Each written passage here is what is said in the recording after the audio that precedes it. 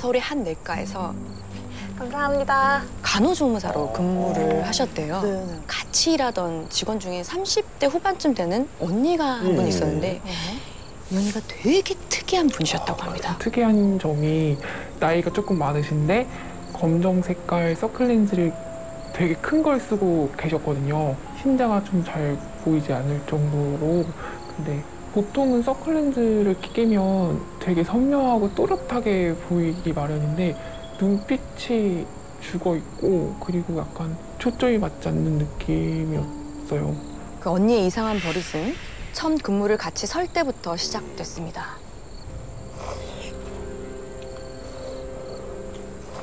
바빠 죽겠는데 사라져서 보니까 병원 빗분 창고에서 컵라면을 확 먹고 있는 거예요. 언니, 또 먹어? 아니, 그게... 아니, 언니, 아까 짜장면 곱빼기 먹지 않았어? 아, 내가 배가 안 차가지고. 제가 오니까 마치 뭐 내가 뺏어 먹기라도 할 것처럼 허겁지겁 막 돌아가지고 허겁지겁 막 먹는 거예요. 언니는 살짝 옆에서 보기에도 황당할 정도였는데 뽀뽀 돌아서면 금세 배고프다고 하고 또 배고프면 한순간도 못 참아요. 못 참고 자리에서 팍 일어나가지고 나가지고 막 엄청 먹는 거예요. 근데 여기서 되게 희한한 건 그렇게 먹으면 살이 찔 거 아닙니까? 갈수록 너무 말라갔다는 거죠.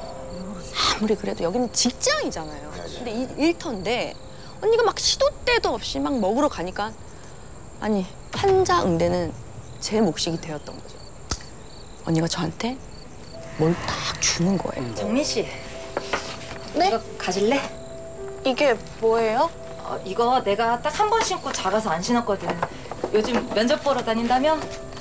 그때 조무사 일 말고도 딴 것도 이렇게 알아보려고 했는데 면접 보러 다닐 때 그게 딱 필요했던 거죠. 잘 신어. 화이팅. 감사합니다. 어머, 웬걸? 딱 맞는 거야, 그 사이즈가. 현미 씨. 네. 박 간호사가 뭐 줬어? 네? 아, 네. 이거 구두 줬는데. 근데 왜 물어보세요? 그냥 그 구두 그냥 박 간호사 주지 그래?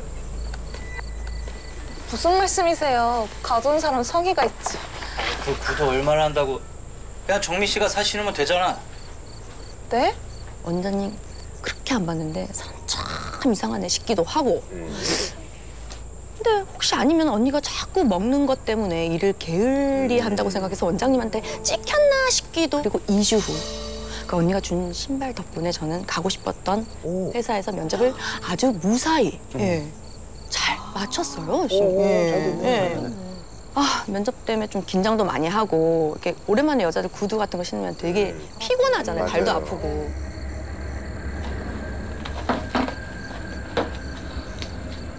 집에 가자마자 가방만 이렇게 툭 내려놓고 그냥 쓰러지듯이 이렇게 침대에 누워버렸어요.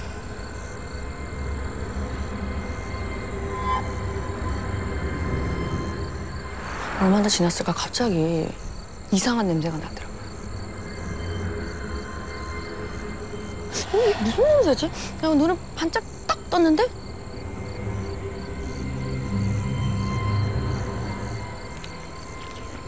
냉장고 앞에 쪼그려 앉아있는 뒷모습이 보이는 거야. 자세히 보니까 이게 웬 여자인데 그때 그 여자가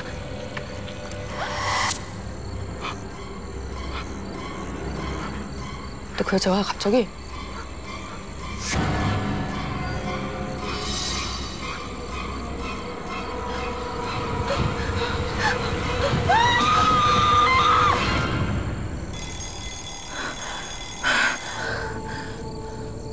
여자는 온데간데 없던 거예요. 근데 제 몸이 온통 땀으로 범벅이 된 거예요. 피곤해서 그랬나 보다, 악몽 꿨나 싶다 이렇게 싶었는데 근데 여기서 그게 끝이 아니었습니다. 그날 밤 이후로 매일 밤 같은 꿈에 시달렸는데 더 큰 문제는 이 꿈에서 나는 악취가 실제로 저희 집에 계속 났던 겁니다. 냉장고 문을 딱 열면 분명히 이거는 새로 만든 반찬인데 하루 만에 이 썩은 내가 진동을 해서 먹을 수가 없었던 거죠. 막 그렇게 한 달쯤 막 사니까 너무 피곤하잖아요. 그리고 막 악몽 때문에 잠도 못 자고 악취 냄새도 계속 나고 막 못 참겠는 거야. 그래서 지방에 엄마가 사시니까 어머님한테 전화해서 이 사연을 전부 다 털어놨죠. 근데 며칠 뒤에 정민아. 너 비켜봐. 잠깐만 있어. 어떡해. 검정고도. 왜 그래? 검정고도. 여기 이리 와. 정민아, 이 검정고도 어디서 났어? 뭐야, 갑자기 와서 왜 그래? 이거 어디서 났냐고. 이거 같이 일하는 언니가 준 건데 왜 그래? 엄마가 너무 걱정이 돼서 이거를 무속인한테 물어봤대요. 예. 그랬더니 그분이 그러시더래요.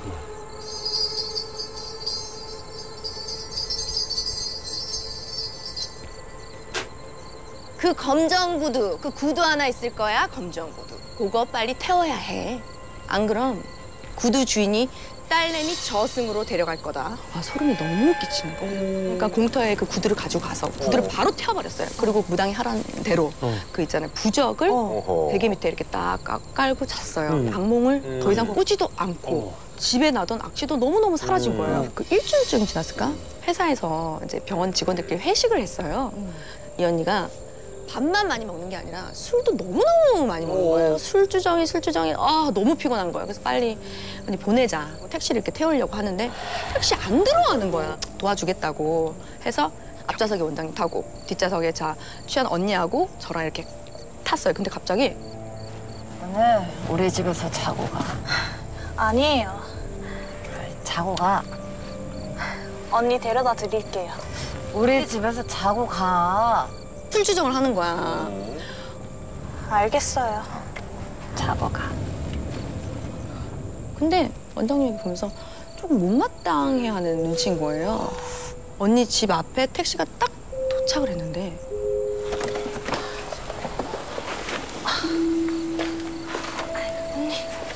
자, 도착을 했습니다. 여기가 우리 집입니다. 가자. 1층에 웬 이 커다란 깃발이 꽂혀있는 건물이 보이는 거예요. 그래서 자세히 이렇게 딱 보니까 저거 무당집 깃발 아니야? 정민 씨, 오늘은 여기서 자지 말고 그냥 박간호사만 데려다주고 내려오지 그래. 내가 택시 타고 집까지 데려다줄게. 아니에요. 저 오늘은 여기서 자고 갈게요. 아니 솔직히 원장님이랑 저랑 집도 같은 방향은 아니었거든요. 언니! 언니랑 같이 부축해서 2층 집으로 올라갔습니다. 이제 현관문을 딱 열었어요. 근데 옷가지들이 막 널려 있는데 이 썩은 쾌쾌한 냄새들이 났는데 이게 어떻게 이런 데서 사람이 살 수 있지? 이 정도였어요. 근데 언니가 갑자기 부엌으로 막 이렇게 가는 거야. 그래서 냉장고에서 막 뒤지더라고요, 음식을. 언니, 뭐예요? 아니 그러더니 막 한달은 굶은 사람처럼 막 음료수, 빵 막 꺼내가지고 입안에 다 털어놓고 배고파 죽겠어! 이제 나중에는 밥통을 바닥에 탁 내려놓고 후곡 막 쑤셔 넣는 거예요, 입에.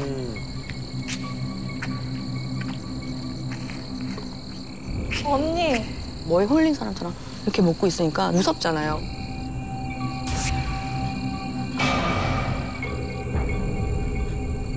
뒷걸음질 이렇게 주춤주춤 이렇게 쳤어요. 그랬더니 언니가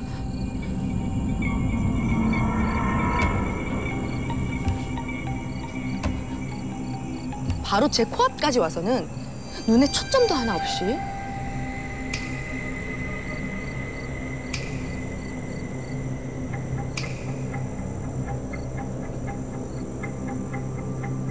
그러더니 절 보고 이렇게 웃더니 다시 부엌으로 막 정신없이 가서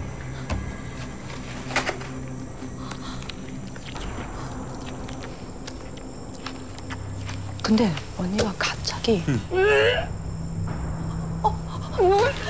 언니 괜찮아? 언니! 그런데 언니 얼굴이 다른 얼굴이랑 살짝 겹쳐 이렇게 보여요. 지난번에 제 꿈에 나타났던 그 모습이랑 똑같았어요. 근데 갑자기 전화가 와서 막 너무 겁에 질려서 여보세요?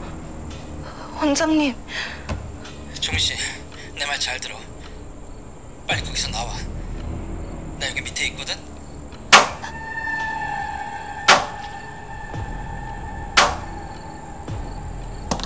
언니가 어느새 싱크대 앞에서 칼을 들고 뭔가를 이렇게 홀린 것처럼 이렇게 자르고 있는 거예요. 아니 뭔가 이상한 거야, 이 모든 게. 그래서 더는 못 있겠다 싶어가지고 일어서 막 가려고 하는데 가려고? 왜 벌써 가? 밥 먹고 가야지. 원장님이 밑에서 기다리고 계셔서요. 그러면서 언니 손을 이렇게 확 뿌리쳤어요. 그랬더니 갑자기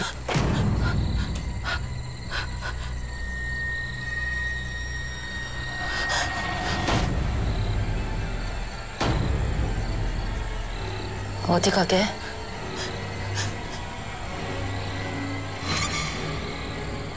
저를 쳐다보는데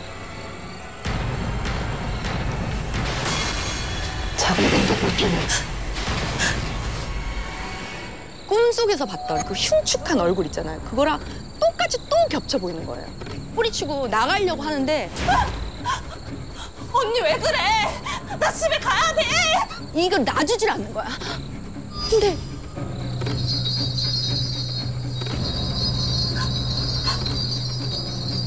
순간 갑자기 언니가 손이 살짝 느슨해지는 게 느껴지더라고요.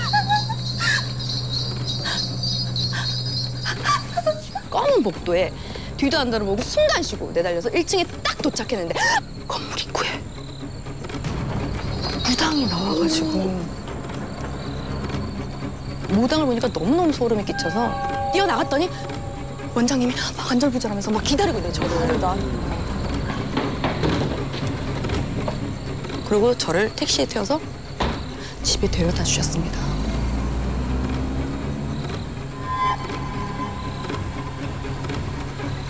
진짜 악몽 같았던 그 하루가 지나가고 다음 날이 왔어요. 그래서 저는 지난밤에 있었던 얘기를 언니한테 얘기를 해야 되나, 어떻게 해봐야 되나, 이걸 언니를 볼까 말까 고민하면서 그래도 이건 짚고 넘어가야겠다. 정민 씨, 어제 잘 들어갔어? 언니. 어제 뭐야? 어떻게 된 거야? 가. 막 물었더니 언니가 또 기억을 못한대요. 심지어 언니는 제가 그 집을 간 것조차도 모르고 있더라고요. 기억 안 나? 나 어제 언니 집에 갔잖아. 언니 무당집 위에 살잖아. 나 거기 갔다니까?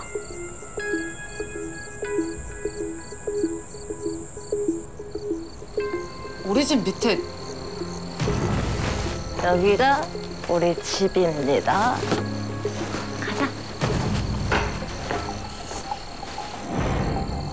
무당집이 있어?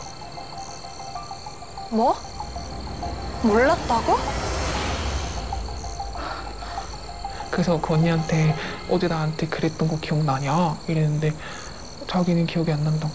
그래서 언니네 집에 무당집 그 깃발이 있더라 라고 얘기를 했더니 자기는 모르는 거라고 얘기를 하더라고요. 약간 장난치나? 라는 생각을 했어요.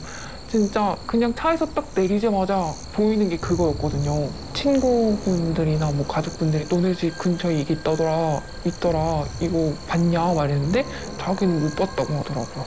그 언니가 살다가 이사를 나가면 거기에 무당집이 들어오고 거기서 구슬하고 그렇게 한다고 하더라고요.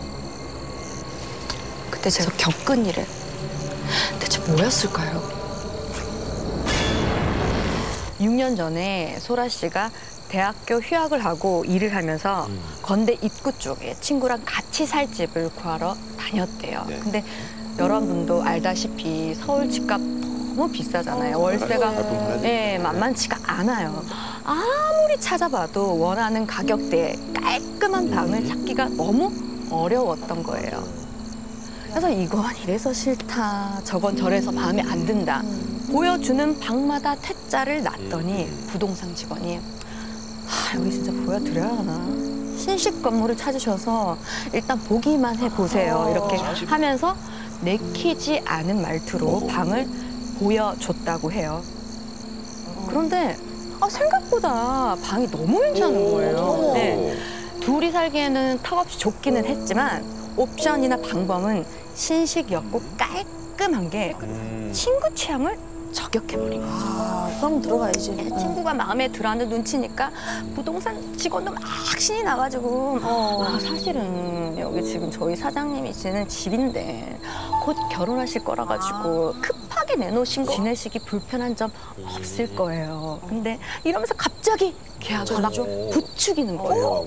친구가 너무 마음에 들어 하니까 소라 씨도 결국 오케이를 한 거예요. 대망의 이사의 첫날 뭘 해야 되겠어요? 우리가 딱 자취 첫날인데 이거 대충 짐 정리를 딱 끝내놓고 빨리 이렇게 탁 나가지고 기분 좋게 하고 이제 들어왔어요. 집에 들어왔는데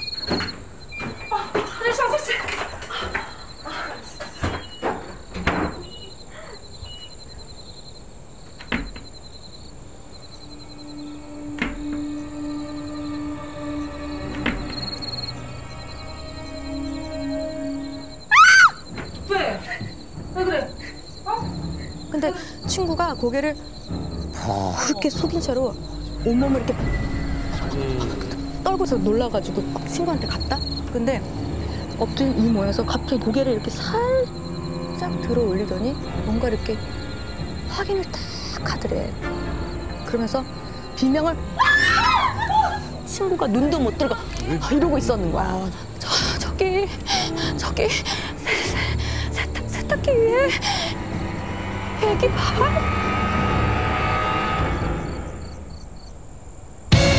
애가 울고 불고 난리를 쳐서 한참 동안 진정을 못한 거야. 정신을 차린 거야. 그러니까 친구가 해준 얘기가 이랬어요. 그러니까 친구가 이렇게 신발을 벗고 들어와서 고개를 이렇게 들은 순간 이 부엌 쪽에서 뭔가 쎄한 느낌이 든 거야.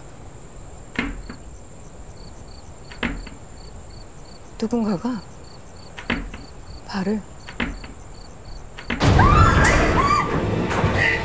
그때 갑자기 소라 씨가 화장실에서 차 나온 거죠. 그런데 그 뒤에 친구가 정체를 확인하려고 고개를 가렸더니 어린아이가 그 위에서 눈을 딱 마주치고 이렇게 웃더라는 거야. 근데 너무 무섭잖아요. 그런데 아무리 무서워도 이제 막 이사를 왔기 때문에 방을 뺄 수가 없잖아. 지금 뭐 잘못 봤겠지 생각하고 그냥 그날은 그냥 그렇게 넘어갔대요. 그 이후로 뭐 몇 달간 바쁘게 사느라고 그 일이 가물가물해졌을 때쯤 오랜만에 다른 친구들이라고 이제 한잔 이렇게 해가지고 또 시간을 이제 맞춰갖고 하려고 했는데 친구가 갑자기 집에 들렸다가 민증을 가지고 온다 그러는 거예요. 그래서 그래 그럼 나 친구들이랑 더 밖에서 한잔하고 있을게 너 갖고 와 이렇게 하고 갖고 있는데 갑자기 친구한테 전화가 온 거예요. 그래서 야 그냥 오면 되지 뭐 전화까지 해 이렇게 해서 실없이 그냥 장난을 치는데 얘가 갑자기 야 빨리 나와 빨리 지금 빨리 나와 막 이러는 거예요. 그래서 너무 얘가 갑자기 그러니까 너무 다급해가지고 야 뭐야 이러고 막 나갔다. 근데 갑자기 저 멀리서 친구가 왜 절대 생전 뛰지도 않는데 막 뛰면서 오는 거야. 야 왜 무슨 일인데 그래 막 이랬더니 야 어떻게 그러니까 왜 그러니까 벽에 걸어놨던 거울이 떨어져 있었다는 거예요. 그냥 고정돼 있던 게 잘못 떨어졌겠다 이렇게 한 건데 갑자기 탁 소리 났더니 야 그게 아니라 보통 이렇게 거울이 떨어지면 파편이 이렇게 탁 튀게 마련이잖아요. 근데 누가 정리를 하다 간 것처럼 놓아져 있더라는 거예요.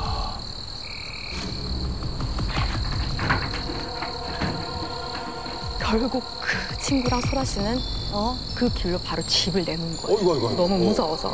근데 생각보다 집이 빨리 안 나간 거예요. 그래서 그동안 친구는 본가 쪽에서 일을 구해가지고 주말에만 자취방에 들렀고 소라 씨는 혼자 자취방에 남았대요. 근데 어느 날 퇴근하고 이제 씻으러 이제 화장실 딱 들어갔다. 그런데 수건거리에 친구가 벗어놓은 속옷이 딱 있는 거야. 근데 뭐 마침 다음 날이 주말이라 가지고 친구가 짐 빼러 어차피 오기로 했으니까 알아서 치우겠다 싶어가지고 몸만 대충 이렇게 막 씻고 나왔대. 소라 씨는 이제 주말에 부모님도 뵐 겸 해가지고 부모님 본가로 가서 주말에 있다가 일요일 날 저녁에 왔대. 자취하러 왔는데 화장실에 갔는데 그 속옷이 그대로 있다는 거야. 그리고 열이 너무 받아서 친구한테 전화를 한 거냐. 내가 진짜 웬만하면 너한테 이런 얘기 안 하려고 했는데 지킬 건 지켜야 되는 거 아니냐고. 너 왜 속옷을 안 가져가? 화장실 속옷? 그거 네 거 아니야? 순간 온몸에 털이 확 선 느낌에 소라 씨가 너무 움직일 수가 없었던 거예요. 한참 뒤에 집에 있는 불이란 불을 완전 다 튀어제껴가지고 온 집안을 뒤지기 시작을 한 거예요. 세탁기 안, 창문 밖, 침대 밑, 책상 아래 이렇게 다 뒤졌어요. 누가 혹시 숨어 있을지도 모른다는 막 그런 약간 그런 직감이 왔던 거야. 그래서 막 뒤졌는데 아무것도 안 나오는 거예요. 그래서 결국에는 화장실을 들어간 거예요. 화장실 들어가서 이곳저곳 살펴보다가 고개를 들었는데 먼지가 허옇게 쌓인 환기구에 선명하게 찍은 손바닥 자국이 있었던 거예요. 마지막으로 내가 이것만은 봐야겠다 이래서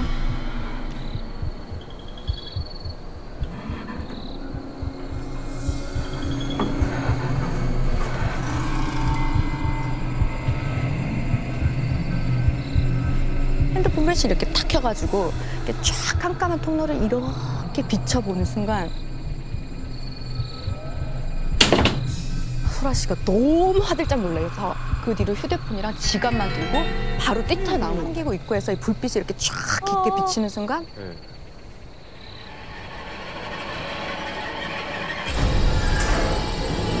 저 안쪽까지 먼지에 이렇게 싹 쓸린 자국이 더는 그 집에 있을 수가 없겠다 싶어갖고 다음날 연차를 내고 부모님이랑 함께 해가지고 집을 뺐어요. 다 짐을 빼고 가는 길에 처음 그 방 소개시켜준 그 부동산 아저씨한테 전화해가지고 막 따졌지. 아저씨 어떻게 이런 방을 소개를 시켜줬냐고 막 따져서 물었다. 그랬더니 그 아저씨가 죄송한데 나 저 이제 부동산 일 그만뒀다고. 뭐야? 수상하다. 사실은 막 이렇게 머뭇거리면서 사실은 그 전에 거기서 그 사시던 사장님도 지낼 때마다 그렇게 가위를 눌려가지고 집에도 안 들어가고 사무실에서 지냈다고 막 그랬다는 거예요. 그래서 그 후로 소라 씨는 2번 다시 그 집에 안 들어갔던 거죠. 근데 그 후로 몇 개월 후에 소라 씨는 아주 충격적인 기사를 보게 됩니다. 한 남자가 전 여자친구가 사는 집 앞 복도에 몰래 카메라를 설치해서 비밀번호를 알아내고 집에 몰래 침입을 했다는 거예요. 근데 그 기사에서 난 범행 장소가 바로 소라 씨가 살던 그 동네였던 거예요. 만약에 소라 씨 방에도 누군가가 들어왔더라면 주인 없는 속옷의 출전은 이해가 가지만 소라 씨 친구가 세탁기에서 봤던 그 아이는 대체 무엇이었을까요? 이 병원에서 오래 근무한 동혁 씨는 친하게 지내는 환자들이 꽤 있었는데요. 할매, 몸 좀 괜찮죠? 괜찮다. 예. 별일 없어요? 그 중에서도 특별히 애정이 가는 할머니 한 분이 계셨어요. 일명 홍삼 할매. 호흡곤란과 천식을 앓고 계셔서 거동할 때마다 이렇게 숨소리가 크게 나셨습니다. 아유, 할매. 천천히 조심히 좀 다니죠. 다칩니다. 아유, 괜찮다, 괜찮아. 우리 남자쌤은 말이다. 저기 우리 집에 잘생긴 우리 손자 꼭 닮았대. 아이고 보자. 할머니는 동혁 씨를 만날 때마다 홍삼 사탕을 이렇게 한 주먹씩 챙겨주곤 하셨어요. 그래서 홍삼 할매라고 불렸던 거죠. 동혁 씨는 할머니의 따뜻함이 참 감사했는데 이게 솔직히 이 홍삼 맛은 정말 입에 너무 안 맞아. 그래서 사실 마음만 감사히 받고 사탕은 이제 주머니에 그대로 넣어두거나 아니면 다른 직원들 먹으라고 이제 뭐 냉장고에 쌓아두곤 했습니다. 동혁 씨와 할머니가 친하게 지낸 지 3년가량이 어느 순간부터 계속 입퇴원을 반복하시던 할머니가 한동안 보이지 않으시는 거예요. 그러다가 정말 오랜만에 할머니가 병원에 다시 오셨다는 소식을 듣게 됐어요. 할매, 접니다 저 남자쌤.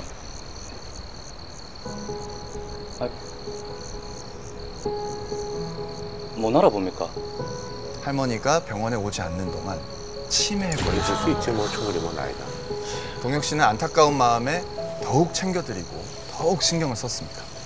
그리고 얼마 후 동혁 씨는 밤 10시부터 아침 8시까지 나이트 근무를 하던 중이었는데 새벽 1시에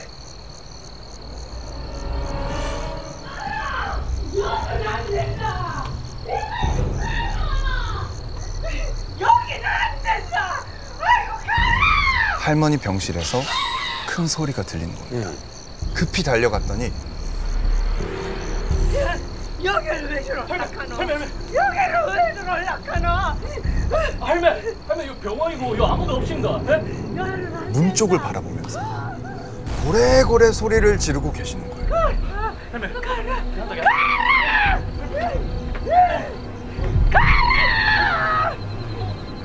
할머니를 눕히려는데 힘이 어찌나 센지 3명이 붙었는데도 도무지 진정이 안 되는 거예요. 그래서 결국에는 한 명은 어깨, 한 명은 다리, 한 명은 팔 이렇게 나눠 잡고 겨우겨우 안정제를 놔드렸죠. 주석이 무섭다. 저 주석이 치워라. 할매, 내 무섭다. 걔한테 그냥 안정제다. 걱정 마라. 치워라 주석이. 이렇게 중얼중얼거리다가 잠에 드셨습니다. 동혁 씨는 할머니의 치매 증상이 점점 심해지는 것 같아서 마음이 안 좋았어요. 날이 밝자마자 할머니 상태부터 체크하러 갔죠. 할매, 걔 아십니까? 어제 기억납니까?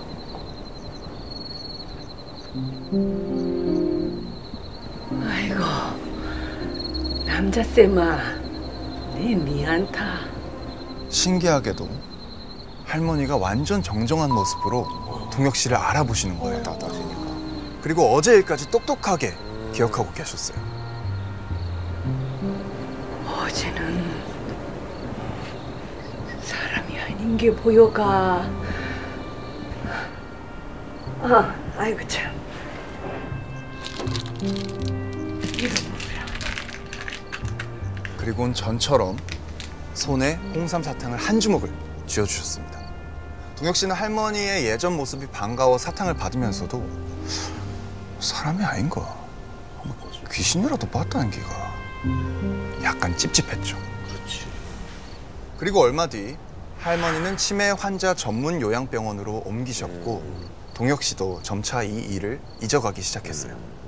그런데 그때쯤 이상한 일이 일어났습니다. 병원에 암으로 시한부 선고를 받은 할아버지 한 분이 입원하셨는데 병실 순회를 할 때마다 간호사 선생님아, 내 배가 너무 아프다. 자고 일어난 게 배가 자꾸 아프네. 할아버지, 좀만 기다리죠. 내 빨리 선생님 데리고 올게. 혹시 몰라서 검사까지 다 해봤는데 복부에는 아무 문제가 없었어요. 그런데 그날 밤 병실 순회를 할 때였습니다. 할아버지 상태가 급격히 안 좋아지기 시작하는 거예요. 할아버지 괜찮으세요? 들리세요? 쌤! 쌤! 할아버지, 조금만 참으세요. 할아버지, 좀만 참아요. 씨, 막 이러노. 방금 전까지도 작동했던 엘리베이터가 내려오질 않는 거예요. 그러니까 아무리 버튼을 눌러도 위층에 멈춰서 움직이질 않았어요. 할아버지 정신 차리소. 계단으로 옮길 새도 없이 막 심폐소생술을 진행을 했죠. 할아버지. 하지만 할아버지는 시한부 선고를 받으신 분이라 이제 결국 보호자가 심폐소생술 중단을 요청을 했습니다. 돌아가시게 됐죠. 근데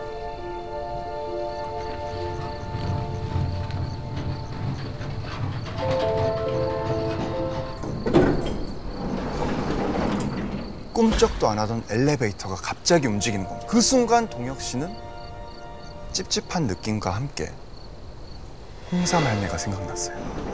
언제였는지 그 문 너머 바로 맞은편 병실을 가리키며 하셨던 말. 내는 저기 507호는 절대 안 들어갈 기다. 저기는 들어가면 안 된다.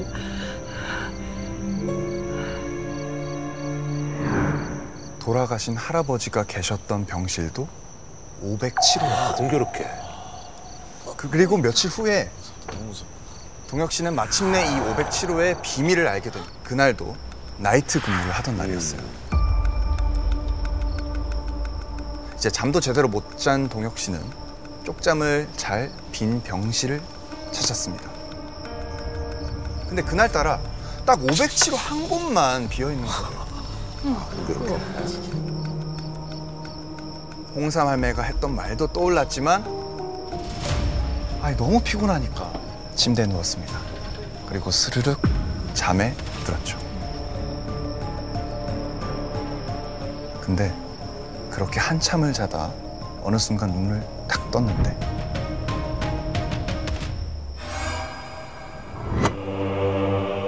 캄캄한 병원 복도에 아무도 없이 혼자 서 있는 거예요. 그때 어둠 속에서 점차 사람들이 보이기 시작했습니다. 천천히 동혁 씨를 지나쳐 다 똑같은 문으로 나가고 있었어요. 그 중에는 며칠 전 돌아가신 할아버지도 계셨어요. 멍하니 이렇게 그 모습을 보고 있는데 그때 누군가 뒤에서 손을 슬며시 잡니다.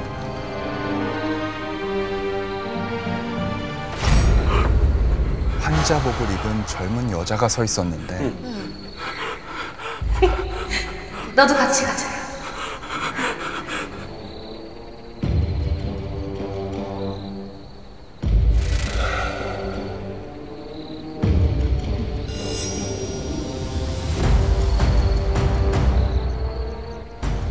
그대로 끌려가 문에 거의 다다랐을 쯤에 익숙한 소리가 들리기 시작했습니다.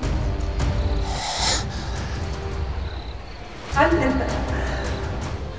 따라가면 안 된다. 나도 데려가려고 하더만. 하지만 여자는 미친 사람처럼 더 웃으면서 동혁 씨의 손을 꽉 움켜쥐고 정신 차리라. 내가 준 홍삼사탕 있지? 그거 입을 물으라. 안다. 동혁 씨는 사탕을 그대로 입에 넣었습니다. 그리고 와그작 깨문 순간 침대에 누워있는 느낌이 나기 시작했어요. 꿈에서 깼구나, 꿈에서. 근데 온몸이 꿈쩍도 하질 않는 거예요. 그리고 갑자기 배가 찢어지는 것 같이 아프기 시작했어요.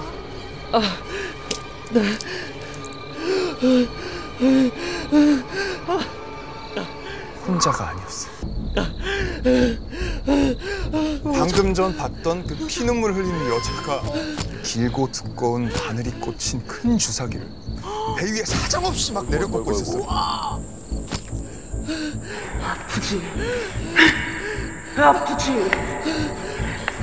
너도 어디 한번 배 아파서 죽어봐! 동혁 씨는 그대로 정신을 잃고 맙니다. 쌤!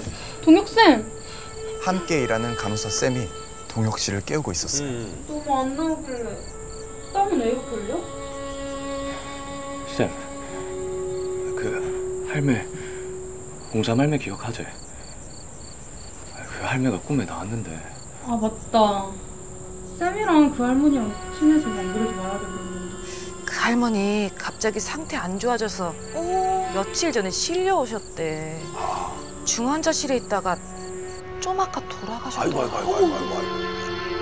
동혁 씨는 3년이 지난 지금까지도 507호에서 깼을 때 입안에 맴돌던 홍삼 사탕 맛이 기억난다고 합니다. 그 일 이후로 할머니가 주신 홍삼 사탕을 락커에 잘 챙겨두고 할머니가 생각날 때마다 하나씩 꺼내 먹게 됐다고 하는데요. 아, 그리고 물론 507호는 절대 혼자 들어가지 않고 있고요. 제 나이 30살. 오랜 취준생 생활을 끝내고 드디어 취업에 성공했습니다. 그것도 그토록 꿈에 그리던 대학교 교직원에 합격한 거예요. 드디어 첫 출근 날. 안녕하세요. 신입 김정환입니다. 잘 부탁드립니다. 어서 와요. 일이 좀 많이 밀렸으니까 빨리빨리 적응할 수 있도록 좀 해줘요. 민정 씨, 자리하고 좀 알려주고요. 네, 이쪽으로 오세요.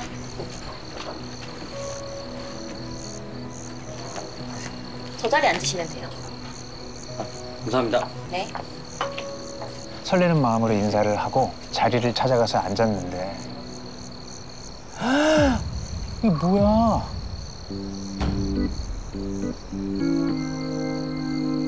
제 책상에 정말 산처럼 높이 서류 더미가 쌓여 있었어요. 알고 보니까 제 직전에 근무했던 직원이 무단결근으로 퇴사를 하는 바람에 일이 잔뜩 밀려있던 거예요.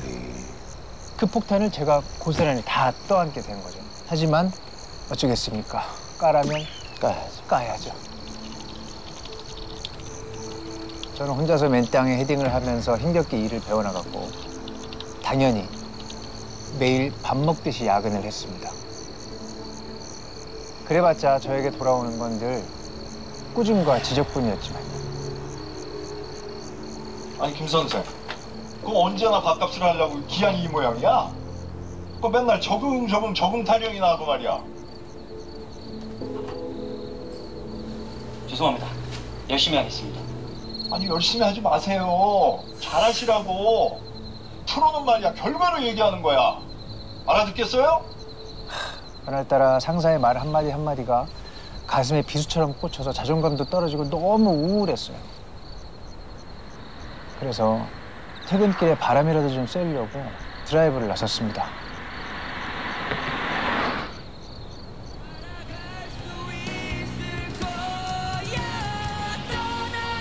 음악을 크게 틀어놓고 마음 가는 대로 차를 타고 달리다 보니까 속이 좀 뻥 뚫리는 것 같더라고요. 그렇게 얼마나 달렸을까. 어느 외딴 길로 접어들었는데 저 멀리서 뭔가 제 눈길을 묘하게 사로잡는 곳이 있었어요. 저런 데가 있었나? 저 멀리 나무 사이로 뭔가가 반짝반짝거리는데 왠지 모르게 꼭 가봐야 할 것 같은 거예요. 그런데 잠시 후 갑자기 발끝에서부터 스멀스멀 올라오는 차가운 기운에 정신이 번쩍 들었습니다.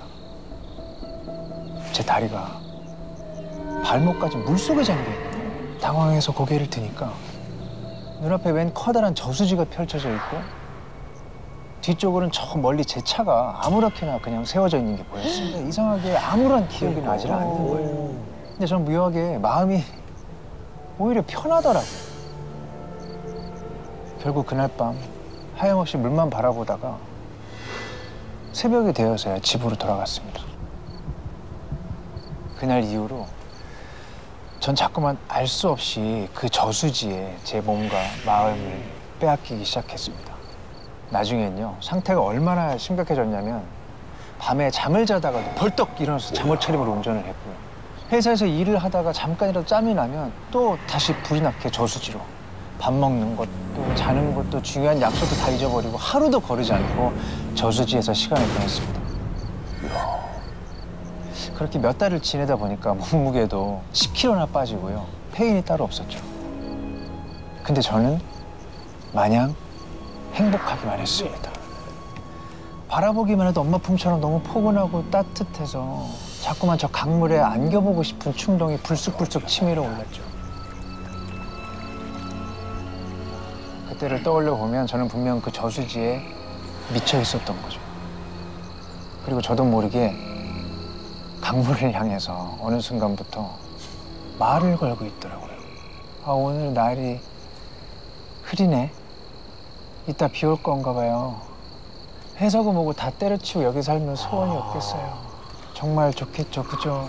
그러면 신기하게 마음 편해지고 저절로 막 웃음도 나고 전혀 외롭지가 않았어요.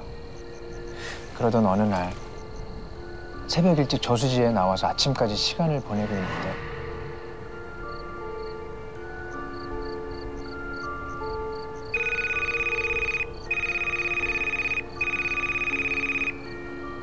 여보세요? 엄마인데 우리 아들 벌써 출근했어? 아니요. 여기 학교 근처 저수지. 왜요? 유일하게 행복한 시간을 방해하니 짜증이 치밀어 올랐어요. 아침부터 데이트야? 아유 엄마가 또 눈치 없이 전화했네. 앞으로는 조심할게. 무슨 소리를 하는 거예요? 지금도 옆에서 여자 목소리 들리는데 뭘. 좀! 헛소리 좀 하지 마세요. 저수지에서 1분 1초가 얼마나 소중한데 귀찮게 방해하는 어머니한테 화가 나서 전화를 끊었습니다. 그리고 출근을 했죠.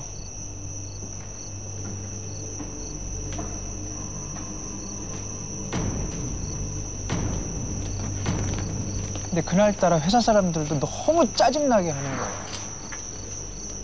특히 같이 일한 여자 조교는 더 진상이었어요. 김 선생님, 분기보고서 내일 아침까지 주실 거죠? 무슨 보고서요? 어제 회의할 때 김 선생님이 혼자 만든다고 했잖아요. 저 그런 경우 없는데요? 정말 왜 그러세요? 아, 쌤들, 어제 회의할 때 다 들으셨죠? 그런 거 같은데? 기억에도 없는 업무를 저한테 떠넘기려고 다른 직원들하고 이미 작당 모의를 다 해놨더라고요. 아, 이것들이 내가 저수지를 못 가게 하려고 작정을 하고 방해를 하는구나. 분기보고서 내일 아침까지 주실 거죠? 선생님이 혼자 만든다고 했잖아요. 정말 왜 그러세요? 화가 머리끝까지 뻗쳤어요. 제발! 나 좀 가만히 냅두라고.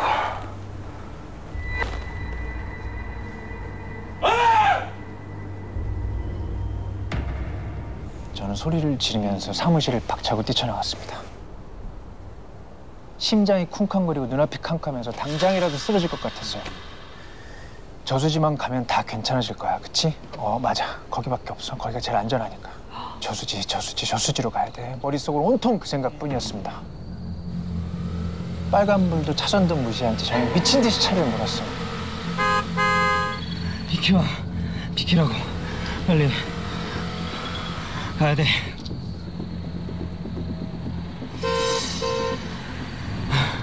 비켜! 씨!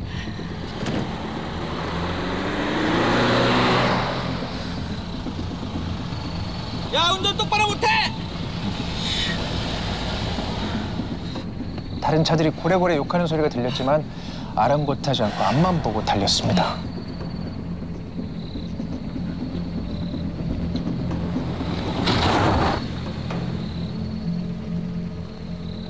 그리고 드디어 눈앞에 저수지가 보이고 나서야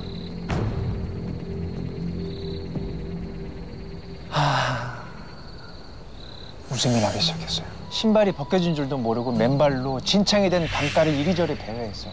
뭘 잘못 밟았는지 발에서 뚝뚝 피가 흐르는데도 아픈 줄도 모르고요.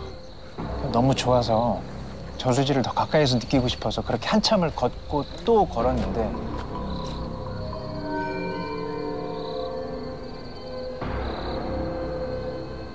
제 온몸에 소림이 쫙 끼치면서 화들짝 정신이 들었습니다. 내가 왜 여기 있지?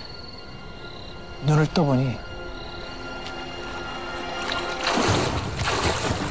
제가 있는 곳은 다름 아닌 저수지 한가운데였어. 어떻게 된 일인지 너무 놀라고 무서워서 주변을 이리저리 살피고 있는데 살려주세요!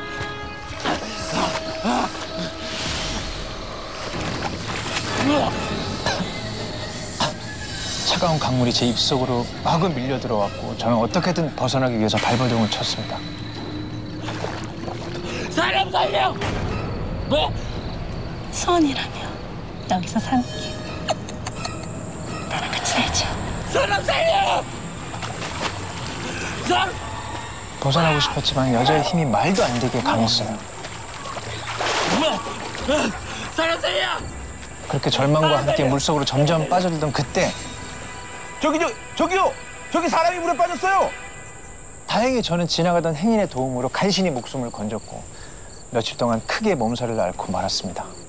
열이 펄펄 끓고 온몸에 기운이 하나도 없는데도 그 와중에도 저수지를 못 가는 게 마음이 너무 울적했어요. 어머니한테 30통 넘게 전화가 걸려왔지만 답도 하지 않았습니다. 그리고 며칠 후에 자취방으로 빠른 등기가 하나 도착했더라고요. 어머니가 보내신 거길래 무심코 열어봤더니 그 안에는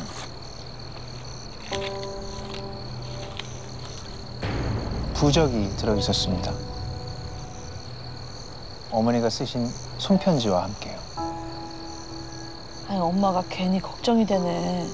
우리 아들이 이거 들고 다니면 엄마 마음이 편할 것 같은데.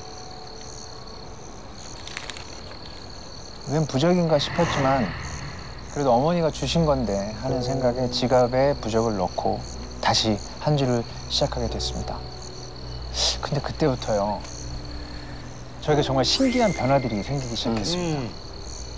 사무실에서 퇴근하고 저수지에 갈 생각에 들뜨다가도 동료들이 같이 저녁 먹을 사람을 물어보면 저도 같이 갈까요?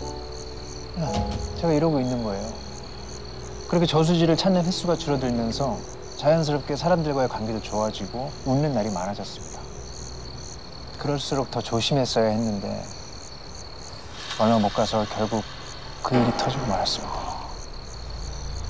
문제의 그날은 유난히 회사 일이 많았어요.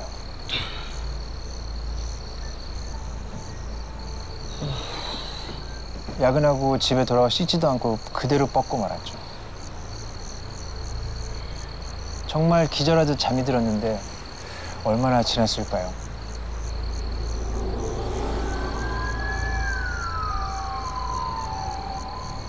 환자분, 정신 좀 차려보세요. 괜찮으세요? 다급한 목소리와 함께 누가 제 몸을 마구 흔드는 거예요. 눈을 떠보니까 구급대원으로 보이는 사람들이 저를 둘러싸고 있었습니다. 깼다. 이상하게 제 몸이 머리부터 발끝까지 물에 흠뻑 젖어 있었어요. 진짜 조금만 더 계셨으면 큰일 날 뻔하셨어요. 저체온증으로 돌아가실 뻔하셨다고요. 알고 보니까 밤새 폭우가 쏟아졌는데 제가 그 비를 다 맞고 저수지 옆에 쓰러져 있던 겁니다. 내가 왜 여기 있지? 구급대의 도움으로 겨우 정신을 차리고 눈을 떴는데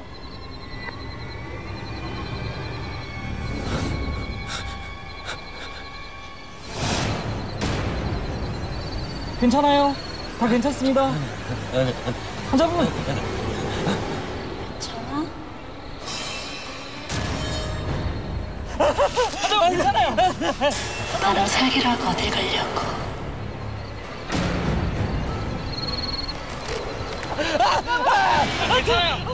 그리고는 저를 저수지로 다시 끌고 가려는 듯이 달려들어서 거칠게 잡아당겼고 저는 끌려가지 않기 위해서 안간힘을 쓰면서 발버둥을 쳤습니다. 하지만 사람들은 그 여자가 보이지 않는 것처럼 발버둥 치는 저만 진정을 시키려고 붙잡는 거예요. 이대로 여기 더 있다가는 제가 미치거나 아니면 정말 죽을 수도 있겠구나. 저는 두려운 마음에 다음날 바로 학교에 사직서를 제출했습니다. 그리고 급하게 짐을 챙겨서 건물을 나서려다가 우연히 사람들이 하는 대화를 듣게 됐어요. 이게 대체 몇 번째야? 또 그 저수지잖아요. 또 무슨 얘기야? 아니, 왜 있잖아요. 전에 일했던 박 선생도 그랬고 이번에 김 선생까지. 다들 저수지만 다녀오면 이상하게 변하잖아. 모인 흔히 사람들처럼. 저수지? 순간 저는 머리를 세게 얻어맞은 것처럼 정신이 아득해졌습니다. 제가 점점 빠져들었던 그 저수지. 알고 보니 그곳은 남자들을 홀리는 귀신이 살고 있는 그런 저수지였어요. 만약 제가 그곳에 계속 남아있었다면 지금쯤 저는 어떻게 됐을까요? 군대 다녀오신 분들은 다들 아시겠지만 헌병은 군대 내 경찰이라고 보시면 됩니다. 군부대 입구를 지키고 사건 사고를 조사하고 군기 단속을 주로 하는데요. 또 하나 특별한 업무가 있다고 합니다. 군대 내에서 죄를 짓고 이제 판결을 기다리는 군인들을 잠시 수감하는 곳. 헌병대 구치소 감독 근무인데요. 반원형의 구조에 근무자가 이렇게 서서 이제 수용자들이 모습이 이렇게 한눈에 다 이렇게 보이는 그런 구조였어요. 그런데 이 구치소가 사실 부대원들 사이에서는 좀 많이 꺼리는 그런 근무지였다고 합니다. 50년대 한국전쟁 때 지어진 많이 낡은 건물이었고요. 군부대에서 범죄가 자주 일어나는 일은 아니다 보니까 평소에는 그냥 자물쇠로 닫혀있고 뭐 들어갈 일도 없다고 해요. 그래서 아주 스산하고 정말 막 음산한 기운이 가득한 그런 분위기였다고 하거든요. 그러던 어느 날 진호 씨가 입대를 하고 처음으로 수용자가 발생했다는 소식이 들려옵니다. 그것도 한 번에 2명이 들어온다는 소식이 들어온 거예요. 네. 놀랄 소식은 그게 끝이 아니고요. 수용자 중 1명의 계급이 무려 대령이라는 얘기였어요. 아무리 수용자라고 해도 그쵸? 이렇게 높은 계급은 대하기가 껄끄럽으니까요. 또 한편으로는 또 대체 뭘 잘못했길래 대령급이나 되는 사람이 구치소에 들어왔지? 싶기도 했죠. 교대를 위해서 이제 구치소로 향하게 됩니다. 쌤. 필승. 교대를 하러 온 진욱 씨가 너무 궁금하니까 이 대령이라는 존재에 대해서 교대를 하는 선임에게 슬쩍 물어봅니다.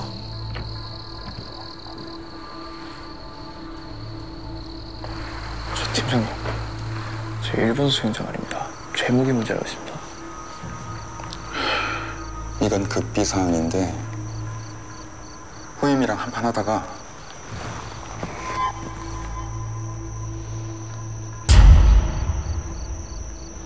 저승이요? 야, 쫄았냐? 나도 몰라. 아무튼 졸지 말고 일 열심히 해라. 쌤.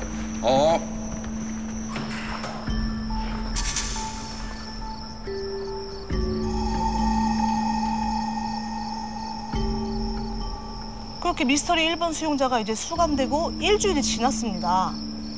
그날은 진욱 씨가 자정부터 새벽 3시까지 근무를 서게 된 날이었는데요. 어둠을 뚫고 구치소로 갈 때만 해도 진욱 씨는 본인한테 일어날 일을 전혀 예상하지 못했죠. 밤 12시를 넘긴 구치소는 그야말로 칠흑 같은 암흑 그 자체라고 이해하시면 됩니다. 수용자들은 취침 시간이기 때문에 수용소 안에는 당연히 불은 켜져 있지 않고 그냥 아주 작은 붉은 조명 하나만 켜놓는데요. 거기다가 이제 구치소는 하필이면 또 근무 인력이 딱 1명만 배치된다고 합니다. 적막한 어둠 속에서 혼자 이제 이 실루엣만 간신히 보이는 수용자들이 이렇게 보고 있어야 되는 거죠. 구치소 근무자들은요, 15분에 한 번씩 수용자들의 행동이나 특이사항을 근무일지에 일일이 적어둬야 된다고 합니다. 근데 이제 다만 야간 근무 때는 다들 자고 있으니까 그렇죠. 특이점이 많지는 않죠. 그래서 뭐 처음에 한 번만 딱 적어놓고 나머지는 교대 직전에 이렇게 몰아서 쓰고 있대요. 근데 바로 그때 어디서 굴 소리가 들리는 거예요. 입구 쪽을 봤는데 들어오는 사람이 없어요. 뭐지? 다시 자리 잡고 서서 보고 있는데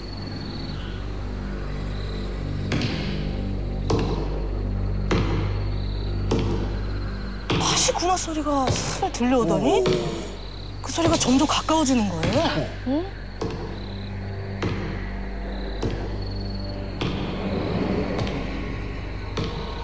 다시 입구 쪽으로 고개를 돌리는데 일본 수감자가 꿈이었습니다. 그러니까 꿈이지. 필승통신원 선배 이진욱입니다. 야, 이진욱 해병. 너 지금 졸았냐? 너 요즘 군 생활이 쉽지? 어디 내가 어렵게 한번 만들어줘? 아닙니다. 빠져가지고 똑바로 안 서? 똑바로 하겠습니다. 이 구치소 CCTV를 보고 있던 야간 당직 사관분에게 이렇게 졸다가 딱 걸려버린 거죠.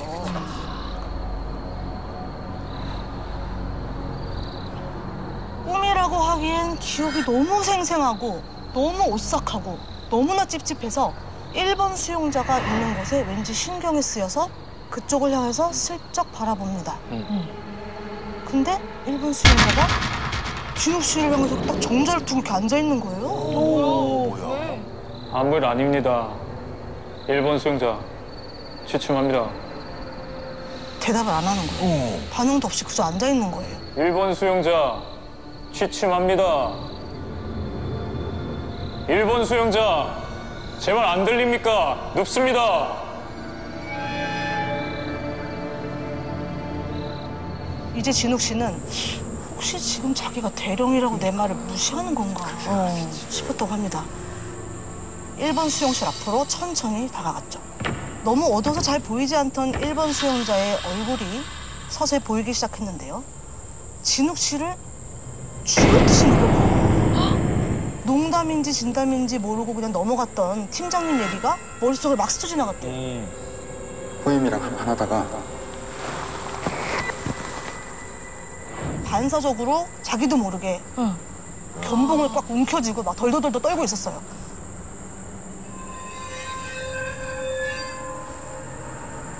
근데 그 순간 머리 위에 붉은 조명이 미친 듯이 막 깜빡거리는 거예요. 마침 또 아이고. 이동도 없이 앉아있었던 그 1번 수용자가 가을 잡고 서 있는 거예요. 이상 일어났네, 이 사람. 눈을 부릅뜬 채로. 1번 수용자! 자리에 있습니다! 여전히 서 있어. 미동도 없는. 더군다나 이 정도 사람이면 바로 옆방에 있던 2번 수용자도 깰만한데. 그치. 안으로 미동도 없이 자고 있었더란 말이죠. 뭐지 이게 지금. 내가 뭐에 홀렸나? 견딜 수가 없어져서 곧바로 구치소 내부의 불을 켜버렸대요. 진우 씨는 자기 눈을 의심할 수밖에 없었다고 합니다. 1번 수용자도 2번 수용자도 모두 자기 자리에서 단잠에 빠진 듯 편안한 모습으로 잠들어 있었더라는 거예요.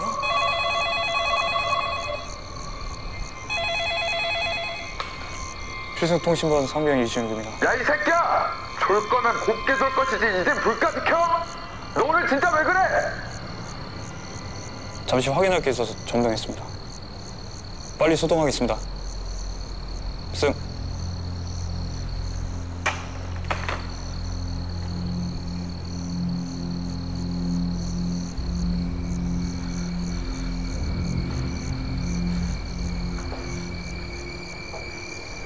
일본 수용자. 아까 불 켜기 전에 왜 앉아 있었습니까? 예? 저는 일어난 적이 없습니다. 아까 저보고 앉고 서고 그랬지 않습니까?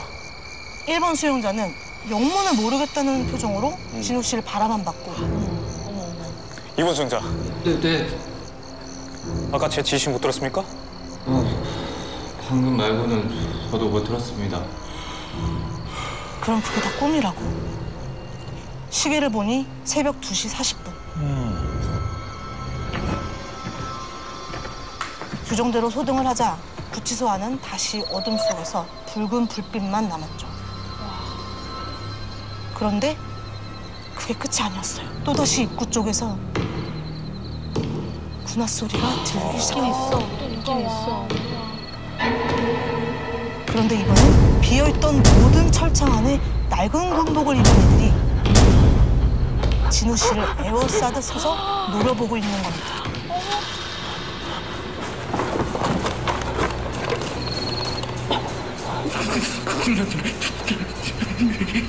일본 수용자.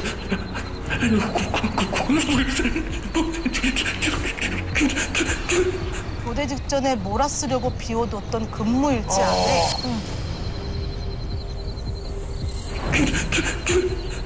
누군가가 쓴 글씨가 적혀 있는 거예요. 그것도 새빨간 펜으로. 자지마, 자지마, 자지마, 자지마, 자지마, 자지마, 자지마, 자지마. 전역한 지 8년이 지난 지금도 여전히 악몽처럼 남아있는 그날의 기억. 그날 진우 씨가 보고 들은 것과 금물지에 남겨진 그 새빨간 글씨는 누구의 것이었을까요?